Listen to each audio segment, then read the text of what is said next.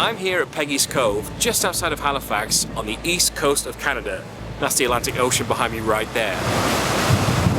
And over the next month, I'm going to be travelling 4,500 kilometres all the way across Canada, finishing on the west coast in Vancouver. This is just unbelievable. Well, I've made it to Niagara Falls. I just emigrated to Canada last year from the UK, so this is a perfect opportunity for me to get to know my new home country.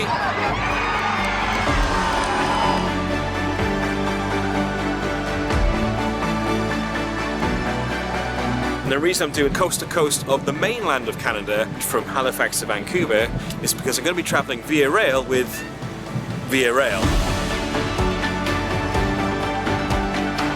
This is the dome car, which is clearly the best carriage in the whole train, I should say. I'm going to be combining Via Rail's Ocean, Corridor and Canadian lines to do the complete coast to coast on train. Just look at this.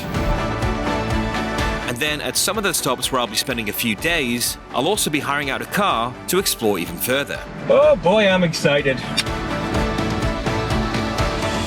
Here we go! Hey, we've got 4 lobsters! That is some juicy meat. This site has been used as a gathering place for the different First Nations for over 6,000 years. It does kind of feel like I've just stepped into Narnia. There's a moose right here. Oh my God.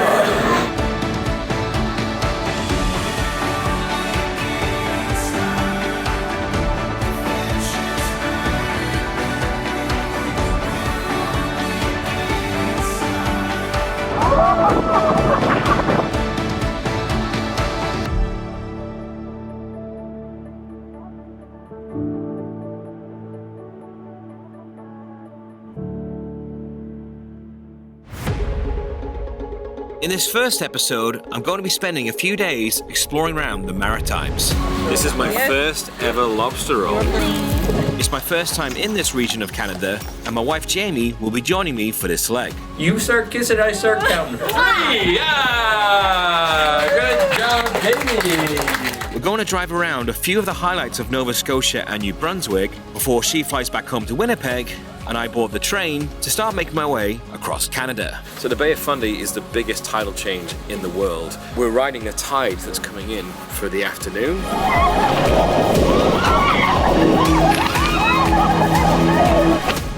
So first up, we flew from the centre of Canada out to the east coast. And since we arrived pretty late in the evening, we stayed at the Alt Hotel at the airport. Like, our plane is literally there. Not too far to come at all. Sweet, to the bar. We filled up on some lovely wood-fired pizza at the hotel's restaurant and then got a good night's sleep to start our adventure tomorrow. Alright, we've picked up our car rental for the next 4 days, so we're going to explore Halifax this afternoon and tomorrow morning, but right now we're just going to head straight out to Peggy's Cove, so let's go. The plan for today is we're going to loop around some of the area's most popular sites, including Peggy's Cove, Mahone Bay and Lunenburg, before spending the evening in Halifax. We're officially on the road and Canadian adventure has started. It's weird because I'm starting this big coast to coast, but this first few days I'm doing a loop, so I'll be exactly back here in 5 days' time. But it is a perfect, beautiful, not a cloud in the sky kind of day. It's about just under an hour's drive to Peggy's Cove. So yeah, looking forward to seeing the first stop of the trip. Alright, so we've just parked up in Peggy's Cove. But yeah, it's an old fisherman's village on this cove here, so... Still a working fishing village. Still working, yes, yeah. Old, but still functioning. Peggy's Cove was founded in 1811, and the village grew around its natural harbour, which provided a safe haven for boats and access to rich fishing grounds. This place is adorable. It's adorable. It's so cute. The Peggy's Point Lighthouse, built in 1915, became one of Canada's most iconic landmarks and a symbol of Nova Scotia's maritime heritage. You get a really good, beautiful view of the ocean here in the Bay area, with all the rocks around the lighthouse. And like, I've read a lot of stuff saying get here before 10 a.m. before it gets too busy. Like, there's other people here, but it doesn't feel overcrowded or annoying or anything like that. So, you know, you're not going to get a perfect Instagram picture, but who cares? It's beautiful though. Gorgeous. Yeah, I've never been out to the Maritimes before, so this is a pretty beautiful day to start. Yeah. So, the province we're in, Nova Scotia, literally means New Scotland in Latin, an idea that dates back to the 1620s when Sir William Alexander, a Scottish nobleman, tried to establish a colony here. The first Scottish settlement failed due to harsh conditions and resistance from the French, who'd already claimed the region as part of Acadia. However, over the centuries, the name Nova Scotia remained. But that's the reason why there's bagpipes in the background. Although anytime I hear bagpipes now, I just think of gift shops in Edinburgh. Like, yeah, next time I'm going to see the ocean will be in Vancouver, which will just be the bay of the ocean. But technicalities, yeah, long way to go. It was going to take us about an hour and 15 minutes to drive to our next stop, the picturesque town of Mahone Bay.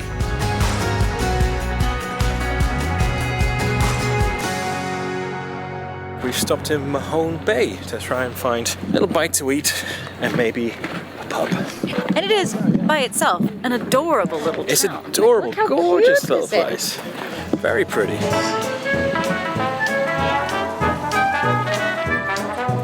As we began walking into town, we saw a couple of weird-looking scarecrow kind of things, only to see a couple more and then some more and more, till we finally learned that it was actually a scarecrow festival on in the town. Scarecrow Festival. Okay. It kind of feels like you're walking around a Disney set, but not in a tacky way. It's like really cute, really. It's so colourful and just so kind of like classic kind of storybook houses. It's almost like, I guess when people come to the UK and go to the Cotswolds, it's like the Canadian version of that. It's this gorgeous, Very much that. picturesque village. Have a little wander around. Welcome to the Scarecrow Festival.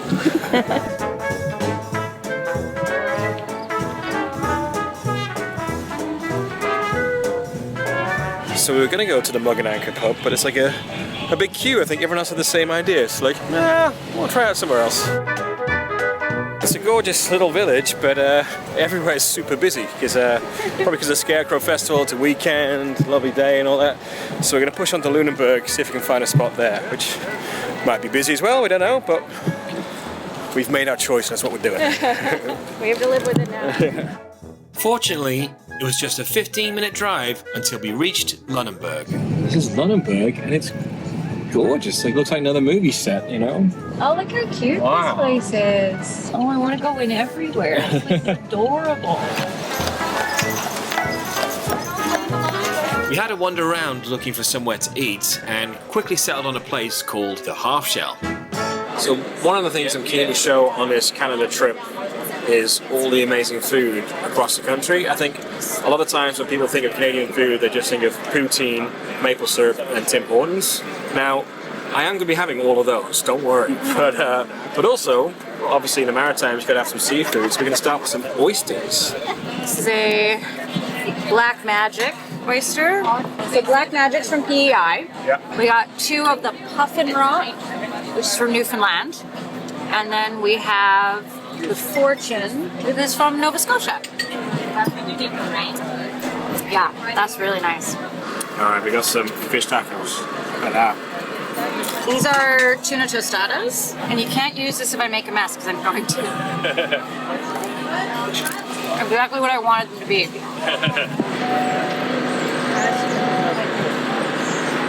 So we're just having a little wander down looking at the shops.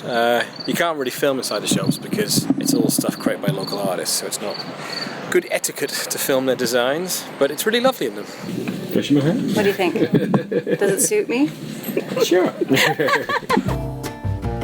From here, we made our way back to Halifax where we'll be spending the evening. Alright, so we're staying at the Hampton Inn in downtown Halifax, which is actually one of the cheaper hotels downtown available this weekend because there's a big music festival on.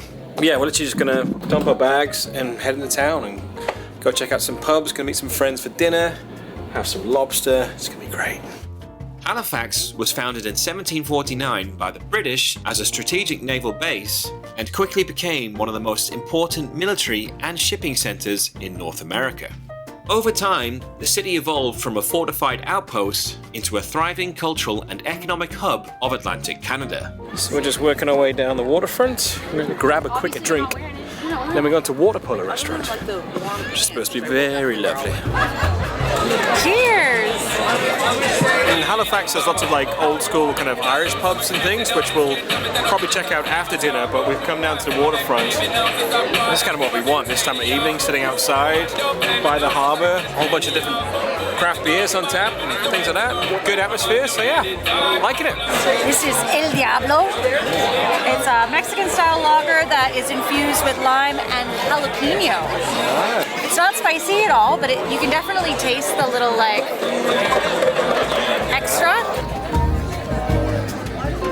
Oh, this is very nice. So we went for dinner at the water polo restaurant and ordered a whole array of different seafood dishes. We started out with some more oysters. Yum. Oysters here are up another level, like. Then we had some ceviche. A combination of scallop shrimp and octopus. That might be the best ceviche I've ever had. I mean, I must say I had shitty hostel ceviche. Shitty pastas. Then we got some octopus. Genuinely tastes like chicken. No, it's a cliche, but look at it. And we also got some lobster sushi. So I have been chasing the high of lobster sushi since we were in Iceland. Oh yeah. And this is going to be very telling. We had an amazing meal last night, so delicious, but it went on way longer than we expected. So like we had planned to check out some of the pubs afterwards, but by the time we finished, like all the pubs we saw had like queues and cover charges to go in because it's a big student town and we're far too old to be queuing and paying to go in pubs. But my first impressions from my very brief time here, so it seems like a really cool town, like a really nice place. I'd love to come back and spend more time here actually, and just the Maritimes in general, but I've got a little bit of time this morning before we have to hit the road, so I'm just having a little wander around the waterfront again, might pop into the Maritime Museum, see how we do, but we've got a very fun, action-packed day ahead. I decided to make a quick visit to the Maritime Museum of the Atlantic, which is the oldest and largest maritime museum in Canada, with a collection of over 30,000 artifacts. It cost less than $10 to go in, and since I had limited time, I went straight to the Titanic exhibition. Halifax plays a big role in the history of Titanic because all the survivors were brought to New York, but all of the dead, all the bodies that were recovered from the water, were brought to Halifax and buried here. The exhibition was really great. They actually had some like artifacts recovered from the water when the ship sank.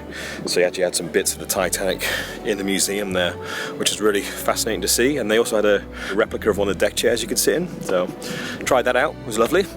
But yeah, I'm glad I got to see that because it was worth checking out and wish I had a bit more time in it, but that's always the way. But yeah, on the way out of town now, we're actually going to stop at one of the grave sites for the bodies recovered from the Titanic. In the Fairview Lawn Cemetery here lie the remains of 150 victims of the Titanic, which sank in the early hours of April 15th, 1912.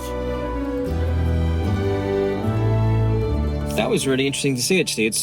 I was commenting that, you know, Titanic, you know, for us lives in the movie, in documentaries, podcasts, whatever, but always seems so far away, like physically and obviously literally in the past as well. But that just suddenly made it seem real, because obviously it is real, but you know, it just suddenly I guess it brings it to life, but obviously that's the exact opposite of what it is. But like seeing some of the artifacts in the museum, but then seeing all the gravestones, and you know, family members are still mourning them and missing them. There's like flowers laid on some of the gravestones that have names on and stuff. The saddest part for me was some graves were dedicated by family members.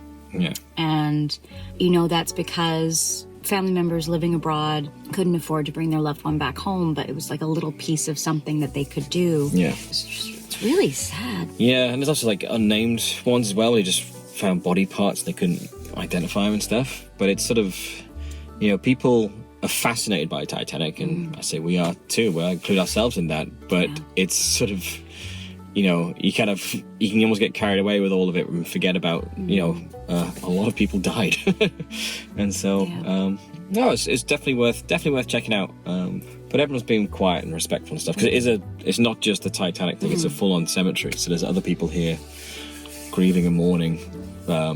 You know, so we just went around quietly. I just took my little camera and stuff, so I didn't go around like being a YouTuber in the middle of a graveyard. So, but anyway, what we're doing now is going to be really fun. We're heading to Fundy Bay, and we're going to be rafting on the tide that comes in. And it's going to be wet, it's going to be muddy, but I think it's going to be a lot of fun. So it's about an hour's drive from here. So we shall get on with that. Off we go. Off we go. We were driving an hour north to the Bay of Fundy to a random location on the Shubenacadie River where the rafting is based.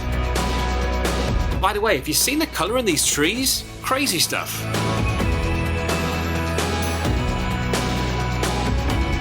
We're about to do something slightly different to what I've done before, which is we're going rafting on river, but rather than like rapids that are running the whole time, we're riding the tide that's coming in for the afternoon, because the Bay of Fundy is the biggest tidal change in the world. The reason we're dressed like this is it's going to get very wet and muddy. I think we might even do some mudsliding, which will be really fun. But Check out these outfits. check out these outfits. Check out Amy here.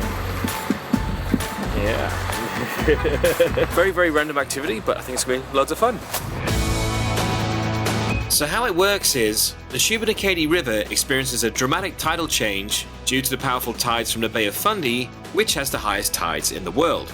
The water level in the river can change between 21 to 24 feet, depending on whether it's a regular or high tide. In fact, during the extreme tides, the river can experience a change of over 24 feet. So when the incoming tide from the Bay of Fundy is funneled into the narrow and shallower Shubenacadie River estuary, it creates a powerful wave that travels against the river's current, known as the tidal bore. And that's what we're going to be rafting on. So we're going to begin by heading downstream, where we'll eventually meet the tidal bore, but first, we're going to stop for a bit of mudsliding. So we're going to go mudsliding if we can get there. It's just collapsing beneath you. Who's going head first? First task is actually get up there. Oh my god, this is disgusting.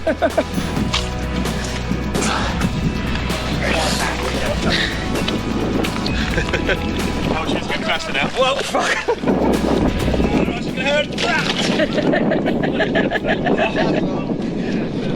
Feels like I just shit myself.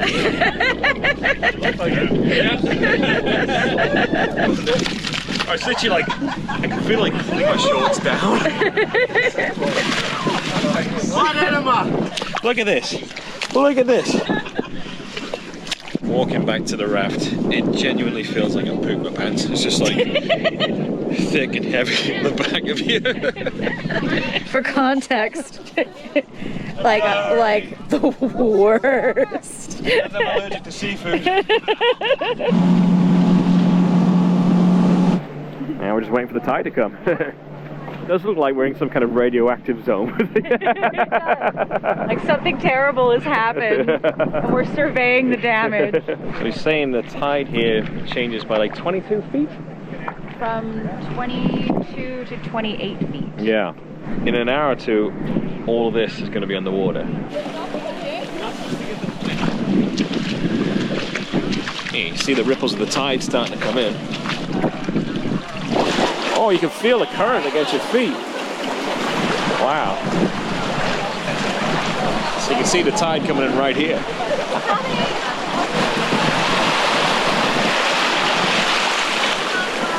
All right, time to go. It's like strong against your feet. Look at this. That was really cool. Yeah, it's cool, eh? Yeah. With the tide now coming in, it was time to start rafting the tidal bore.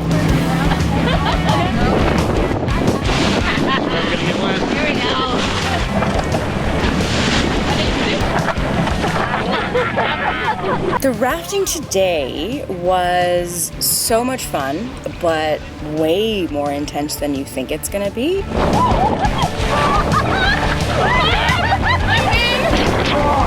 Like sometimes when you sign up to whitewater rafting, but it ends up being a bit tame and it's just kind of like pleasant fun.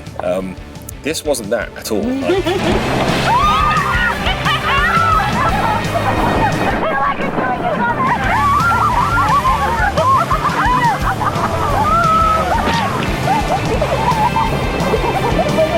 It was fun, really good fun, but it was like the waves you end up going over are like huge.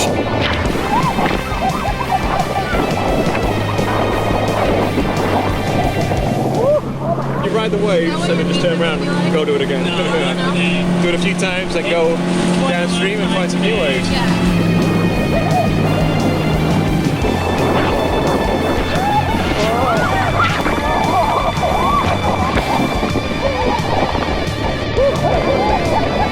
I was very much of the, okay, maybe I'll get a little bit wet. There's no way I'm gonna get like fully drenched. I was in clothes. I wasn't even in swimwear. Like I had the rain suit on, but I was in like leggings and a t-shirt. And I was wrong. I was very, very wrong.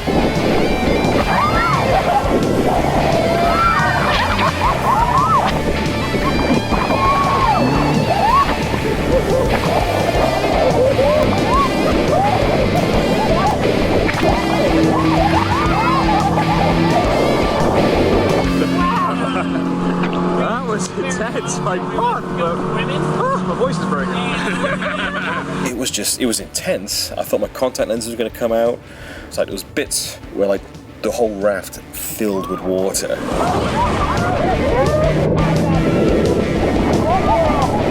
But it was so much fun, like so much fun.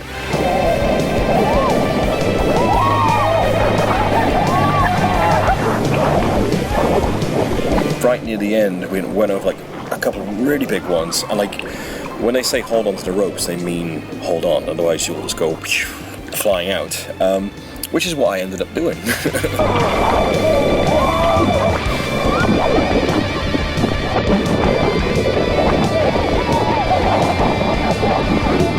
was holding on but also filming, and then the woman behind me sort of went back and then she fell out. I kind of like fell out most of the way but kind of bounced back in, but then just got knocked and then was all the way out and had to sort of gracefully climb back in. That was incredible. Luckily where we're staying today we have a hot tub. 2 hours away. 2 hours away though. We're now heading into New Brunswick and we're staying just north of the town of Shediac in a place called Creekside Rnr. So this is where we're staying for tonight. This is Creekside Rnr. We have our own little cabin, which has mirrors on, so it kind of blends in, get a reflection of the trees. We have our own hot tub. We've got a fire pit right here. We've got our own little dome over there for stargazing. It's just been raining, but it's clearing up, so we might get to see something. And we've got a barbecue right here. Let's cook up some food. So this place, it's basically perfect. It's just like hot tubs and fires and barbecues are exactly what I love. So very, very good.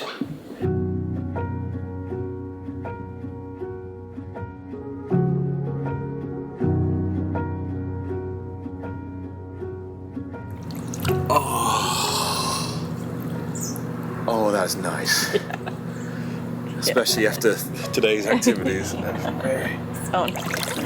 If you like fruit wine as much as I do. No, so this is a cranberry wine from Magnetic Hill Winery, which is a local New Brunswick winery that was gifted to us by Creekside Rnr, so thank you very much. Cheers. And it's very fruity, but nice, and it's fun that it's cranberry and all that kind of stuff. So yeah, but Herblinger. If you understand that reference, we can be friends and leave it in the comments.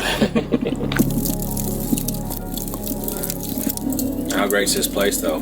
Got a charcoal barbecue going. They have like food you can order to the room, and so we got this little pack of like steak and vegetables to put on the barbecue once it's ready. Yeah. You could easily spend a weekend at this place. Like, they have paddle boards, kayaks, canoes, bikes you can rent out. There's little short trails around here. And like, with all the stuff as well, like, you just sit in a hot tub all day. Amazing. And here comes Jamie. Hello. My lovely wife. Jamie, do you like this place as well? It's gorgeous. It's stunning. I was saying it's like someone designed, like, what does Karl like? Just put it all into one place. Yeah. It's like hot tub, barbecue, fire pit, a bit of stargazing. It's just... But yeah, we only got one night, but it's still gonna be... We'll make do. Dinner is served. I have no idea how well done the steak is. I love cooking a good steak, but I normally have a meat thermometer and... It looks great. It's actually turned out really good. Actually a nice bit of steak. Yeah. Great. Great. This is a nice meal. That's great. We're gonna have a nice romantic evening now, so bye.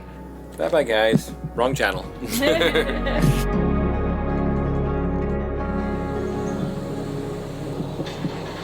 Good morning from Creekside Rnr. What a beautiful, beautiful place to stay at.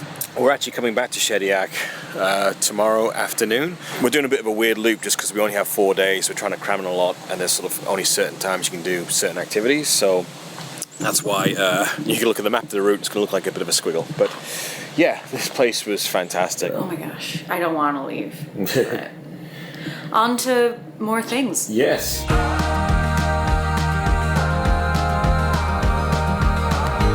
The plan for today is we're going to drive to the village of St. Martin's, then make our way through Fundy Trail Provincial Park, and we'll finish up at the famous Hopewell Rocks.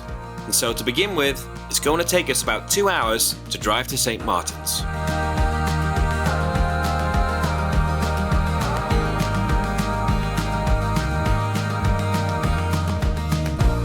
Alright, so we've just stopped in St. Martin's and we're gonna get some food before we start driving around. And so we're at the Spinny Seafood Market and I'm gonna get a lobster roll, which I've never had a lobster roll before in my life, so very excited for this. Wow.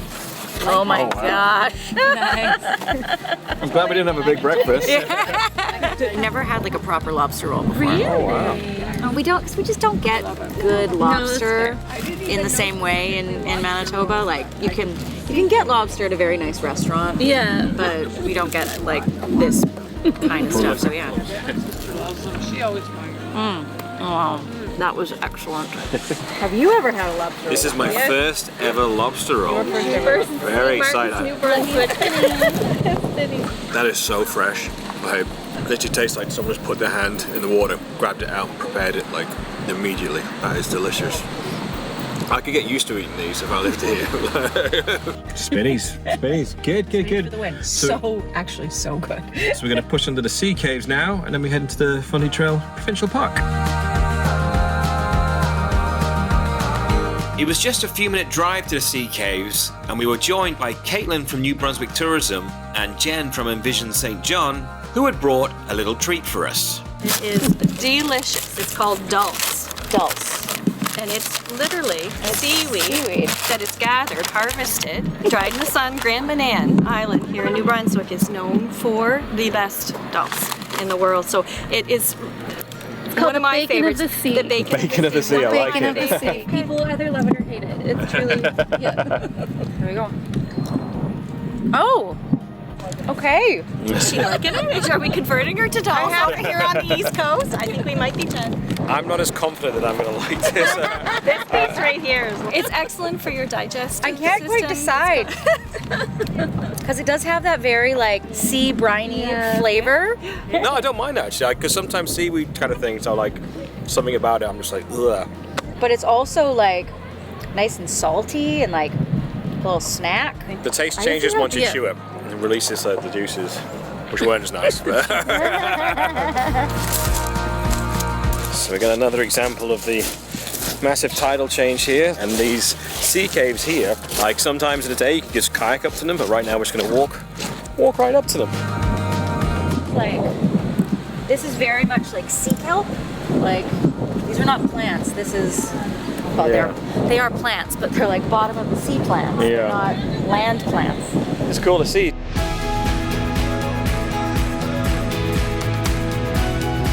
Alright, so we've just entered Fundy Trail Provincial Park. Basically, it takes a couple hours to drive through here, but there's lots of little places to stop at, like little waterfalls, lookouts. Yeah, so we're going to be driving along this for the next couple of hours. So yeah, we're just driving along the coastline of the Bay of Fundy here. Wow. And just this time of year, all the fall colours or autumn colours are just amazing. Like we get like kind of oranges and browns and yellows in the UK in autumn, but the kind of bright reds and bright yellows here in a big contrast. It's just incredible. Oh, you can see the shoreline over here. This is going to be good.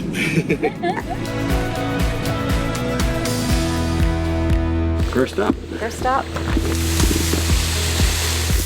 Actually a very pretty little waterfall. Like, when we looked at it from the top, I was a bit like, it didn't seem like there's going to be that much to look at. And you come down, it's gorgeous. And you think they've had a very dry summer? Yeah, it looks like it'd be a lot bigger. Yeah. Before we continue now, we're going to try some chocolate. What was the story behind this one again? I think it's the oldest. Canada's premier chocolate since 1873. Oh, that's easy. Broken into 2 bits. Nice. Pal of mine. Perfect for sharing. Those of you from the UK, it's like a giant fudge bar. It's exactly like that. Tastes exactly like that. And it's great.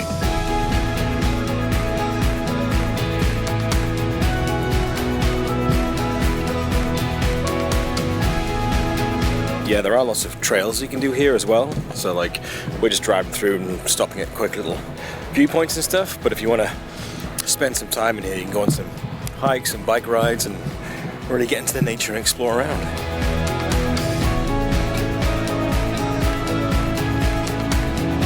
Alright, so that was Fundy Trail Provincial Park. There's a lot more to do here.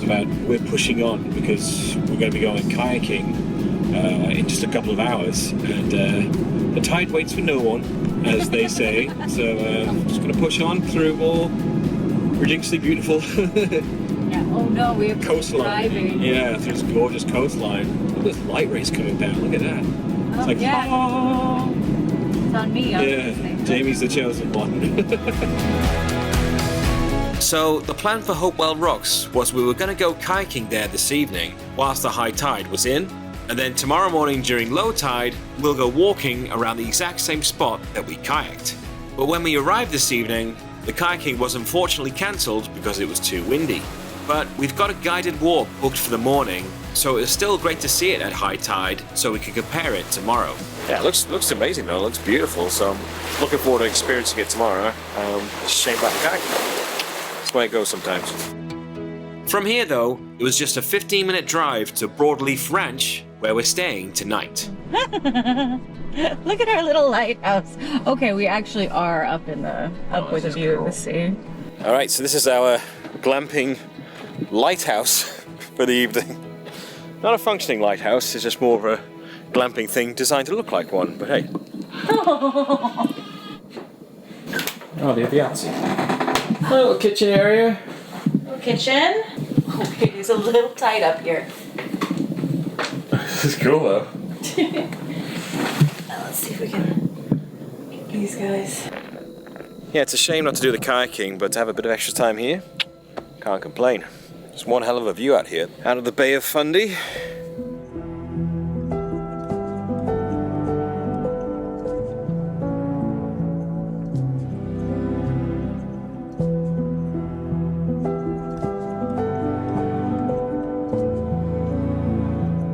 Just come down to the Ranch's restaurant for dinner tonight. This is like classic farmyard. Like if you think of like North American farm, it's like just that's the barnyard you picture. This is the whole look. I'm a happy Oh, look girl. at that. 2 days later, I said we're getting poutine, so here we are. There you go. Quite the day. Lobster roll. Now this. It's gonna be getting home. It's gonna be salad for a week. That evening, we were going to be doing some stargazing, And we were joined by Stefan Picard of Cliff Valley Astronomy, and he runs astronomy events and is developing astrotourism, particularly here in his home province of New Brunswick. Growing up in New Brunswick and lived here all my life, I realized that New Brunswick had punched above its weight when it came to quality of dark skies and accessing dark skies. We're 85% forested, so not only do we have an abundance of dark sky, they're easy to access. If you're any of our 3 large cities, you're never no more than 15 minutes away from a very decent dark sky. It's always like a very unique experience when you're traveling and you get away from the light pollution of the big cities and you suddenly get to look up and feel very insignificant. And so that's what we're gonna spend an evening feeling insignificant. And it's gonna be great. I sent this one on a deep space object like a galaxy. Now we're getting into it.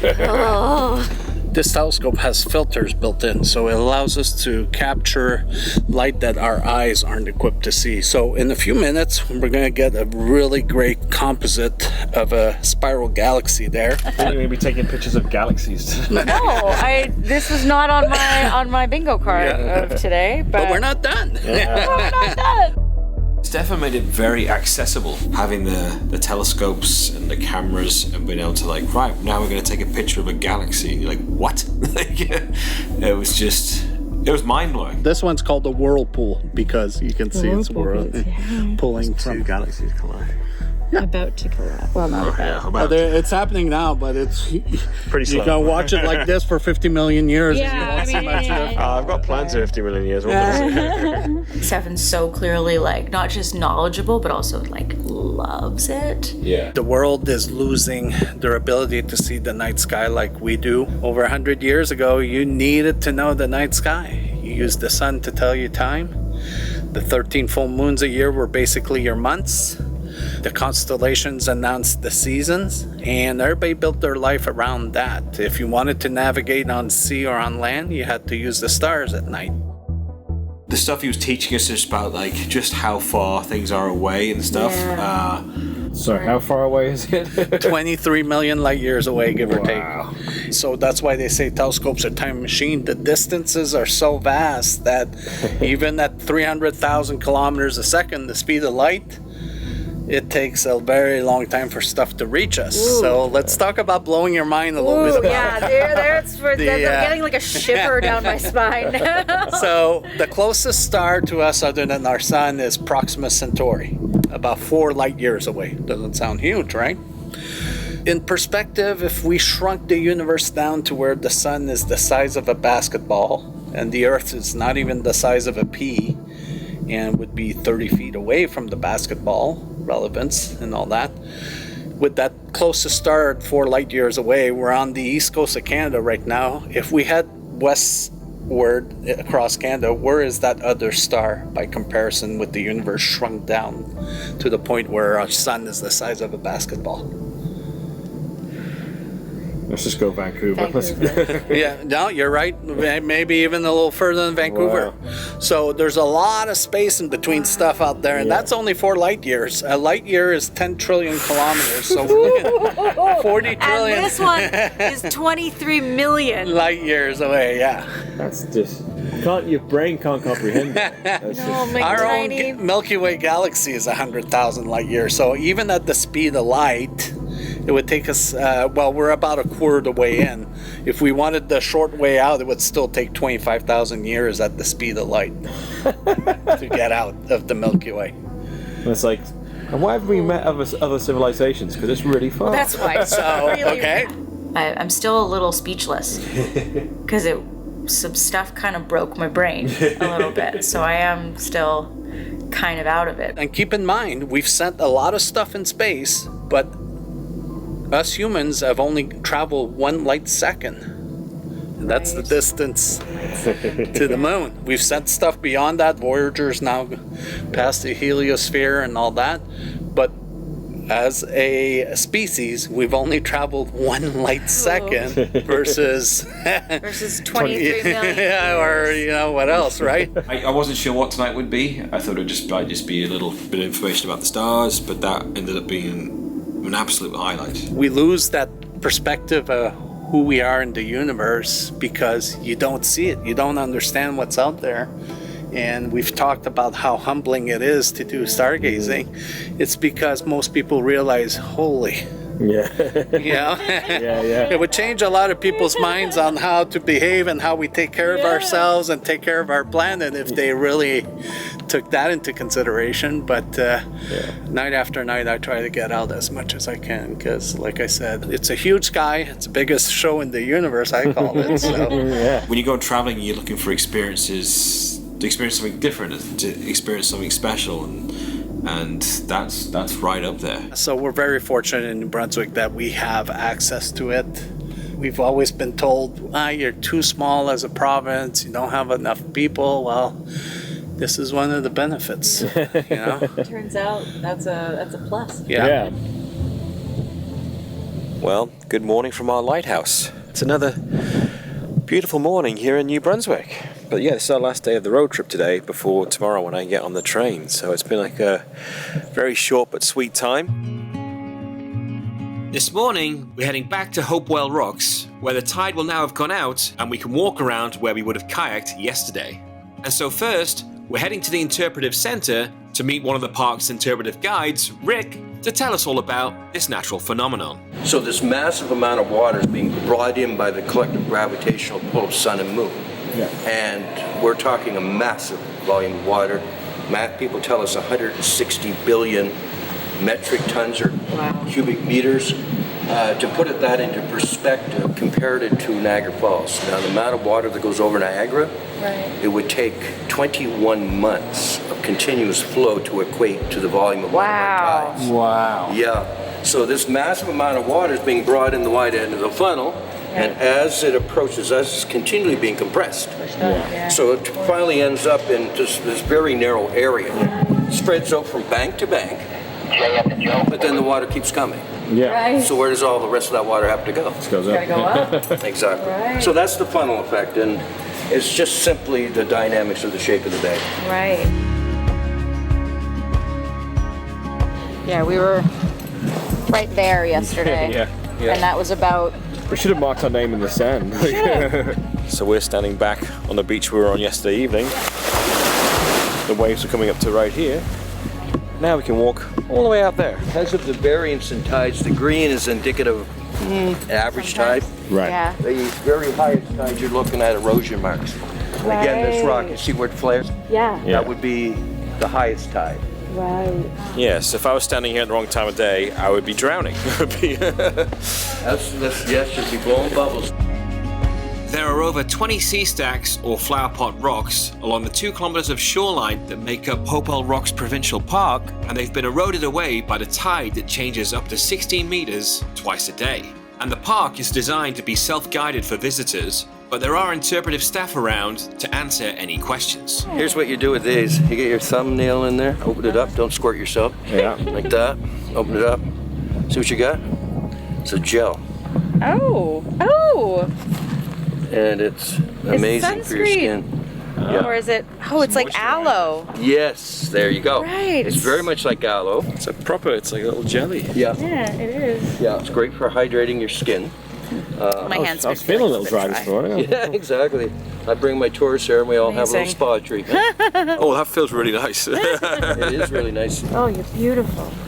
I feel beautiful. The old ladies look at me and say, you haven't got any wrinkles on your skin. I said, well, I started using it in my early 80s and like the whole Benjamin Button thing. Brilliant.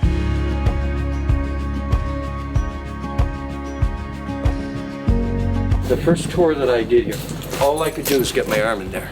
It was that crack like this. I'd get my arm and they'd say, check that out. How long ago was that? 20 years. 20 years, wow. Yeah.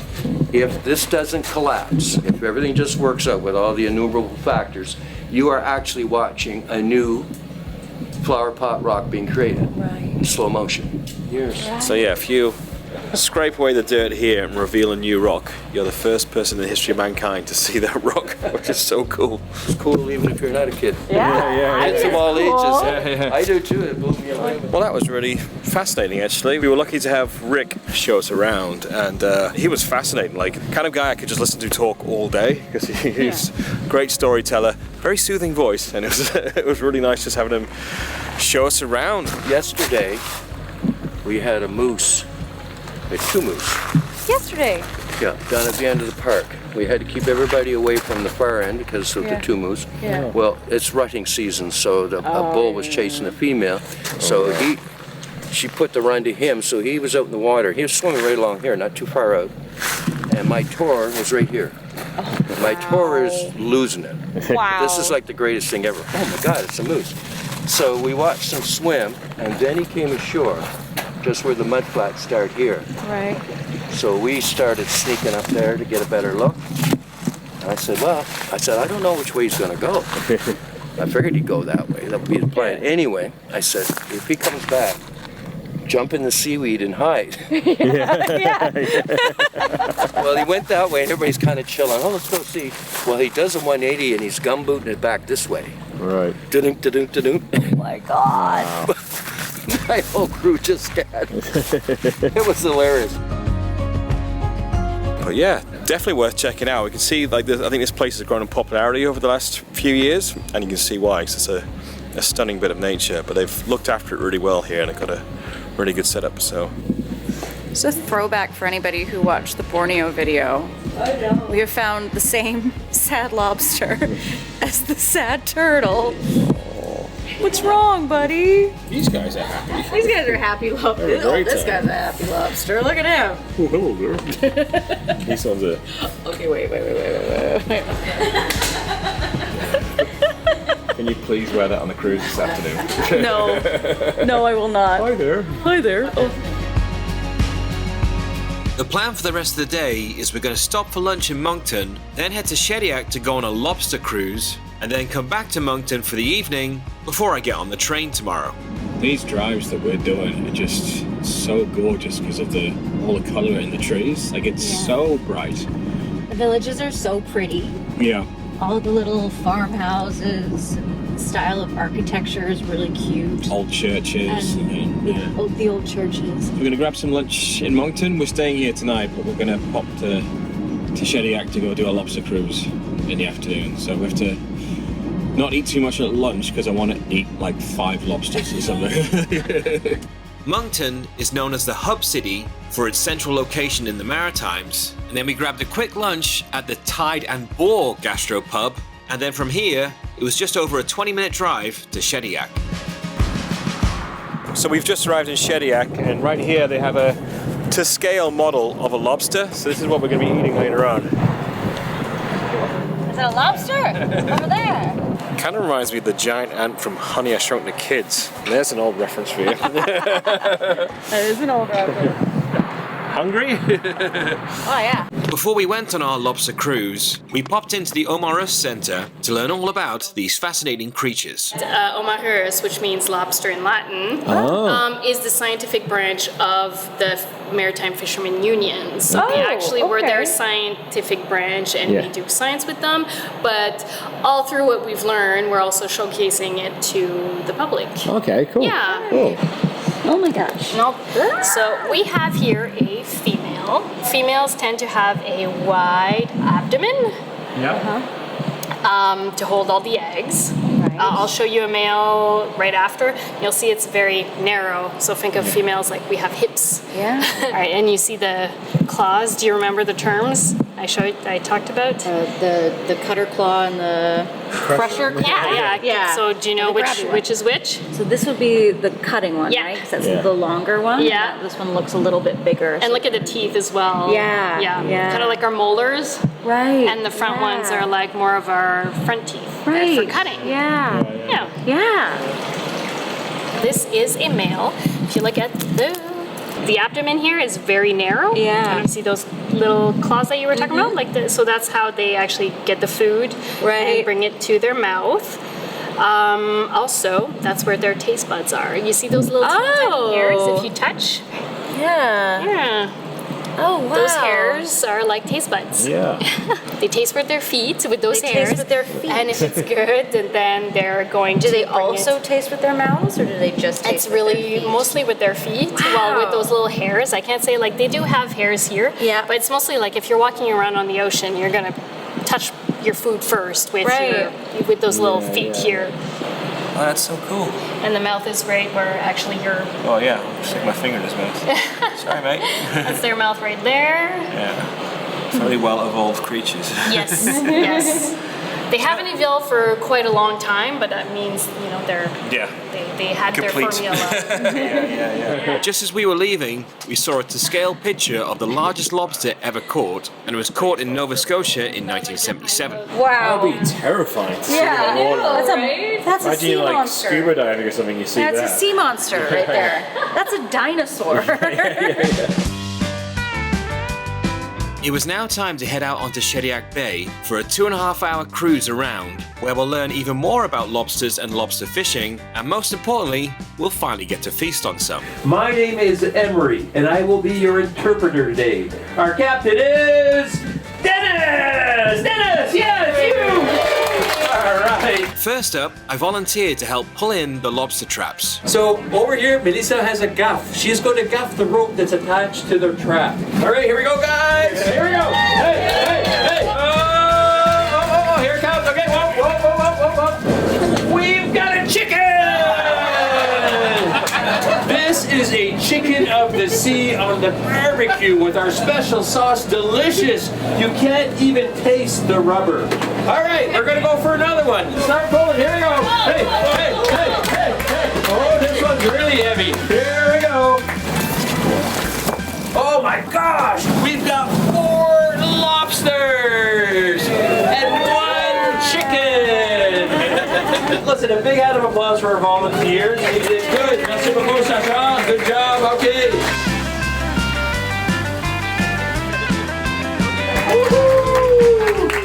All right. And your name is? My name's Jamie. Jamie. So you know what we're going to do?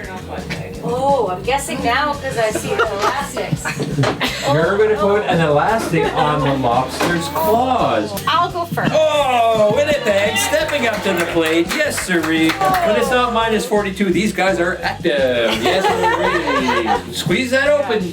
There we go. I'm going to put the claw in. Release. And turn. And now pull. Oh, Jamie. So easy. But still have time. There's a tradition at Shediac Bay Cruises. And do you know what the tradition is?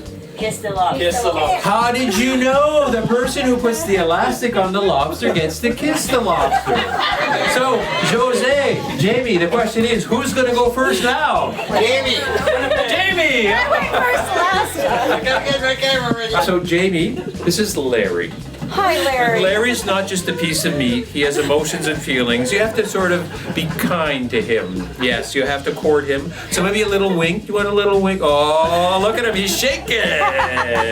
So no, I'll count to 3 while you're kissing. Okay, here we go, Jamie. You start kissing, I start counting. 1. She's doing good, eh, guys? 2.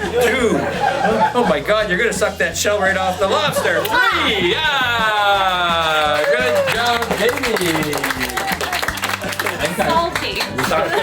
Salty. Next up, we learned about how they keep lobster fishing sustainable by regulating the size of the lobster you can catch, releasing the female lobsters that are carrying fertilized eggs, and how the waters are divided into fishing zones with restricted seasons, and each lobster fisherman is allowed to use a maximum of 250 traps. They will ensure that the next generation will also be able to eat lobster like you guys are about to eat.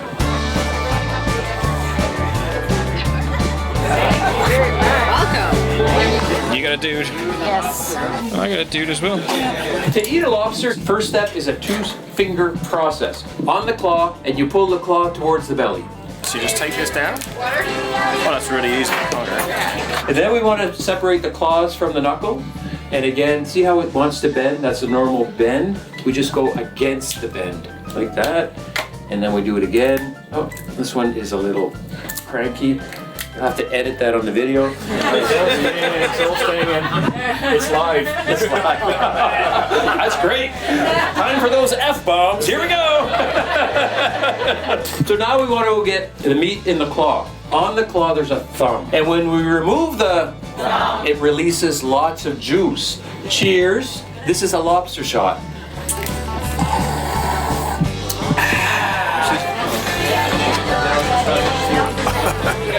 Had the lobster shot. When you open up the claw, it's always on the side of the claw. All right. Oh, look at that. That was actually pretty easy. Once you know what to do.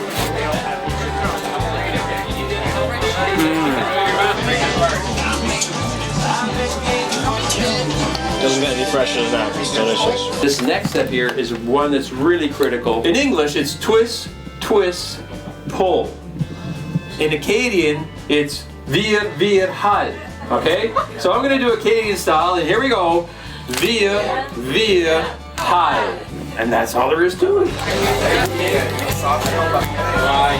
Okay. Now, we want to go get the meat inside the tail. When you do this, always point the open part of the tail down towards your plate, never towards the live camera. This would be a great moment for an F-bomb.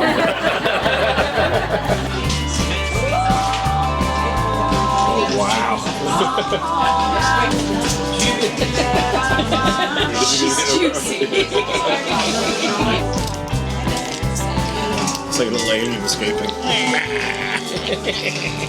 It is like a lot of work for a comparatively small amount of meat. That is fantastic. That is so delicious.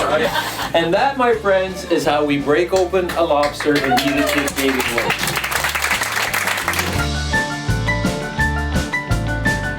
Alright, so we've just come up to the deck to enjoy the views at the end of the cruise. Gorgeous evening. Gorgeous evening, just cruising around the bay. But yeah, really, really fun. The crew made it really fun, like really interesting and entertaining, and had a good laugh along the way. Nice little last activity for us to do here in our short time in the Maritimes. You know, we'll go for a drink in Moncton tonight, but you know, last big activity. Great way to finish.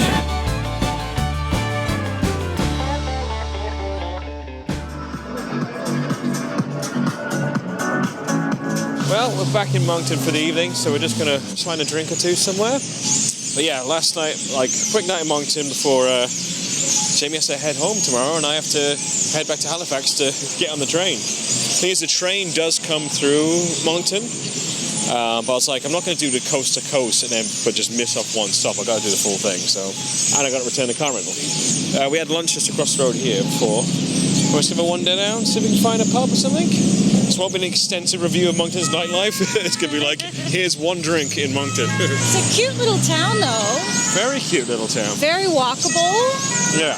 And it does seem like it has lots of cool-looking bars and restaurants.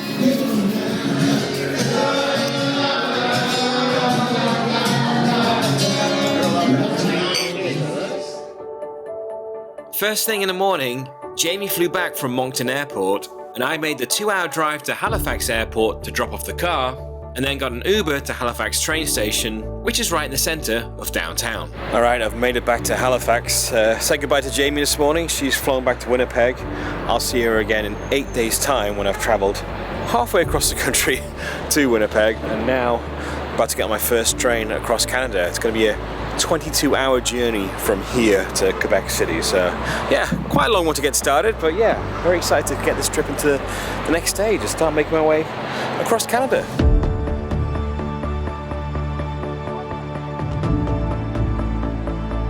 Alright, I have just checked my bags in, but because I'm traveling Sleeper Plus on this leg, I get to go use a lounge for a good 20 minutes. Feeling excited though, and just very curious. What's the train going to be like? What the facilities are going to be like? Because I'm going to be spending a lot of time on these trains over the next month. So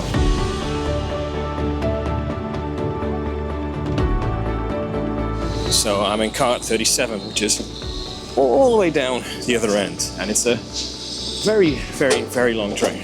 It's exciting though. I'm excited to get on board and get this journey started. 37.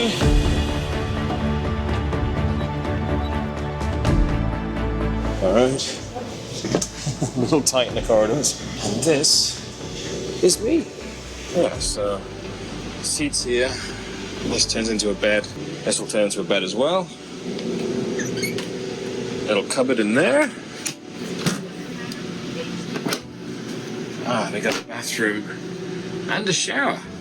To be able to have this whole room to myself is very, very nice for a 22-hour journey. I can get some editing done, fold-out table, and I can watch the world go by, watch Canada go by. So yeah, feeling very, very excited now. Let's get this started.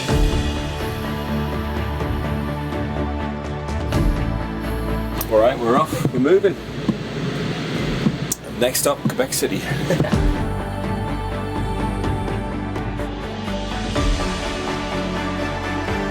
So this is where I'm staying tonight. All right, we're gonna enter the splash zone here. Very excited for this next leg of the trip through Quebec and Ontario. It's going to kind of like bang, bang, bang through the cities. Just an incredible view over Montreal. Thank you. All right, Ottawa. It's a great way to sort of experience something different within the city. All right, made it to Toronto. What do we have here? The Stanley Cup. Good luck.